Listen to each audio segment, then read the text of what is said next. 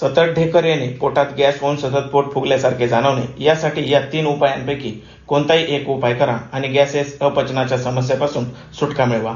जास्त प्रमाणात जेवण केल्याने अपचनाचा त्रास किंवा पचनक्रियेतील बिघाडामुळे अशी पोटदुखीची, पोट फुगण्याची समस्या उत्पन्न होते. यासाठी काही सोपे आयुर्वेदिक घरगुती उपाय तुम्ही करू शकता.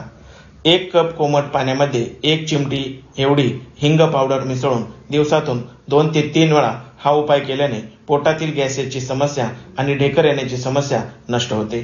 पाव चमचा दालचिनीची पावडर, त्यामध्ये 1 चमचा मध मिसळून हे चाटण दिवसातून 2 ते 3 वेळा खाल्ल्याने अपचन नष्ट होते. पर्यायाने करपट ढेकर येणे, गॅसेसचा त्रास देखील कमी होऊन जातो.